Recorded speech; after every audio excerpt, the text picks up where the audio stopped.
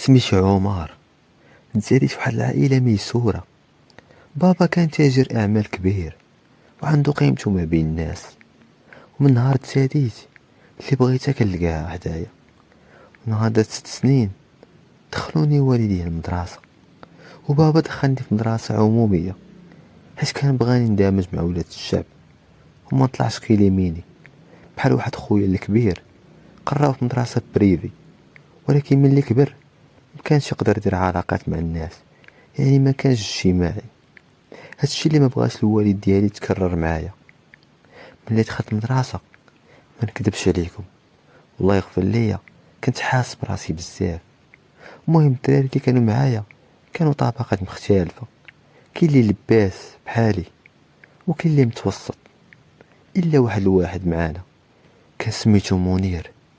كان مقطع، عمرو ما لبس شي لباس بلاصتو، كان ديما كيلبس واحد السروال مقطع من القدام في الشتا وفي الصيف، في الربيع وفي الخريف، وواحد الصباط ديال البلاستيك.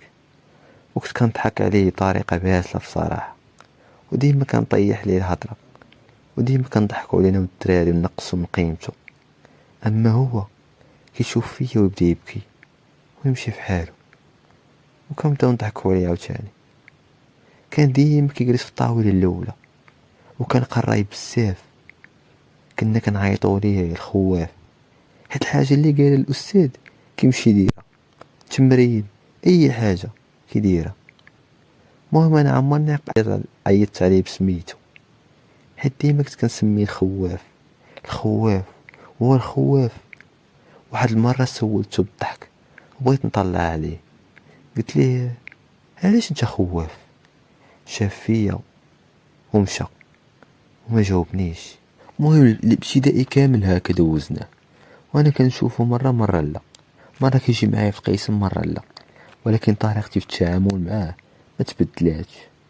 وغير سالينا ابتدائي ما بقيت شفتو. سمعت بلي تسجل في شي كوليج ماشي داك اللي تسجلت فيه انا. داز على هادشي اللي كنعاود لكم شي 30 عام، يعني على الابتدائي، وانا في عمري اليوم 36 عام. الوالد ديالي هادي 15 عام باش توفى الله يرحمه. كان عندي ديك الساعه 21 عام، ونهار مشى سبحان الله رزقو مشى معاه. بقينا غارقين في الكريدي انا وخويا والوالده، حتى الطوموبيلات اللي كانوا عندنا بعناهم، تحزينا ولينا على الدص. اما بخصوص قرايتي نعم ما قريت بحال الناس، حد ديما كنت كنقول بابا بابا بابا معايا. وصلت للباك ما درت حتى مجهود، بطبيعة الحال ما نجحتش. ديك الساعة قررت نخرج من القراية، كانت عندي في عمري 18 عام. ايوا شنو ندير؟ جمعت شوية ديال الفلوس وبديت كنبيع في الحوت. هي كنبيع في الحوت كل نهار وكيفاش، مرة هكا مرة هكا. المهم قررت نجمع راسي ونتزوج، واخا الله غالب. المهم ندي شي بنت الناس تكون درويشة تجمعني وتعاوني بحال الوالدة في محاين ديال الزمان. تزوجت بواحد جارتنا، كانت عندي ديك الساعة 25 عام، وجوت مع 2 وليدات. ولدي الكبير سميتو أنور، ولكن ملي دخلت ابتدائي طبقت عليه ديك المقولة ديال كما تدين تدان. شي دراري كانوا كيضحكوا عليه ويطلعوا عليه، حيت ما كانش عندي الحوايج فلوس باش نشري ليه الحوايج، ما كانش عندي باش نشري ليه ادوات، يعني ما كنتش مهلي فيه. يعني طبقات على ديك المقولة ديال كما تدين تدان.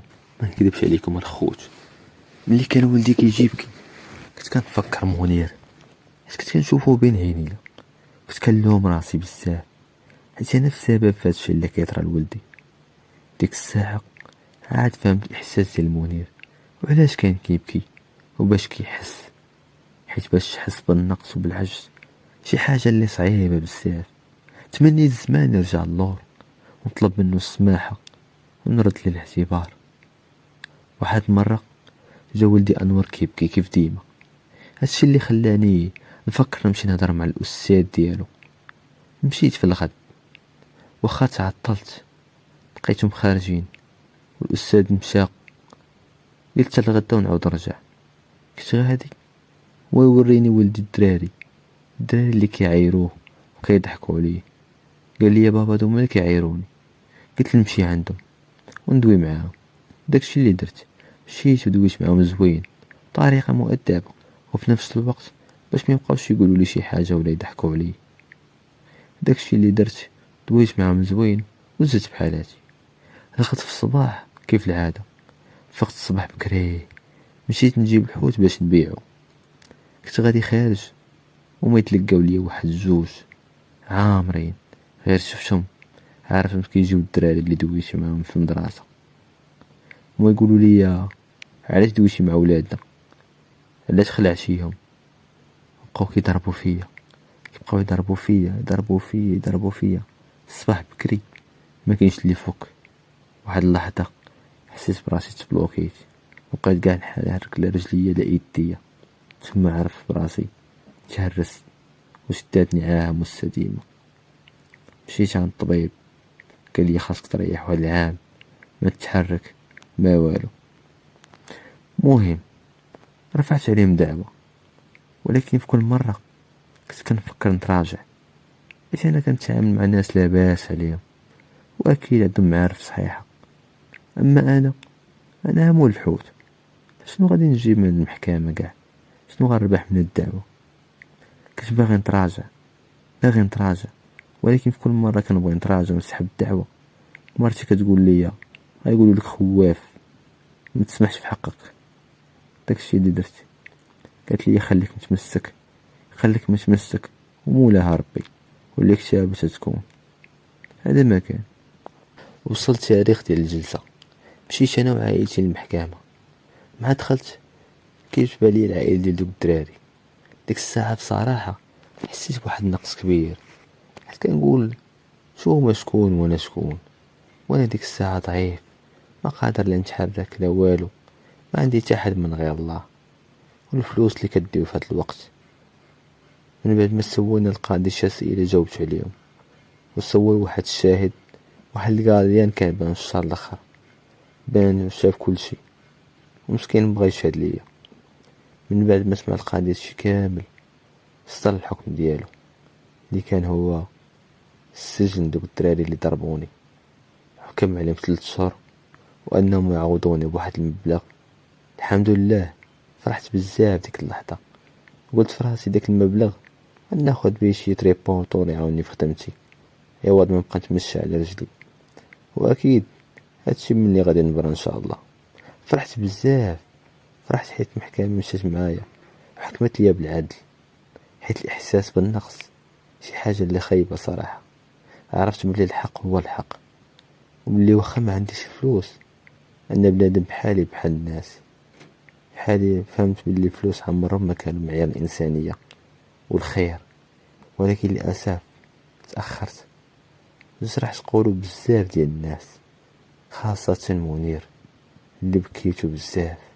خرجنا من المحكمة وعائلتي دايرين بيا وفرحانين داك النهار، وشفت العائلة ديال دوك الدراري كاهين وكيدويو مع المحامي ديالهم وما رضاوش حيت الحكم ضدهم. وانا ديك الساعة بقيت كنتسنى برا، قلت نسول القاضي على جميع ما يخص التعويضات ديالي وكيفاش كنقدر ناخدهم وشي اسئله. داكشي اللي درت. ملي خرج وبان ليا مشيت عندو نيشان وسولتو شي اسئله، وبقى مسكين كيجاوبني وعاطيني الخاطر.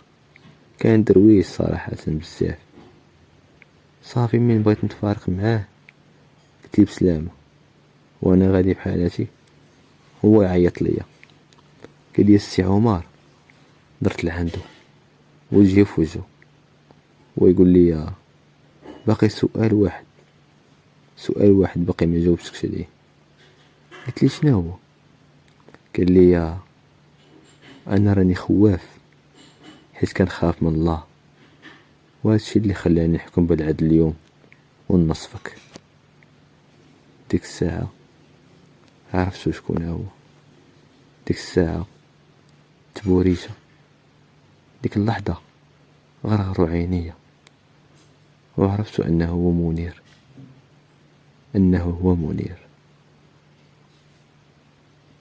يعني الواحد ما عمر الواحد ما يظلم الواحد ولا تاخد الحق ديال شي واحد، حيت هادشي يبقى تابعك في حياتك كاملة.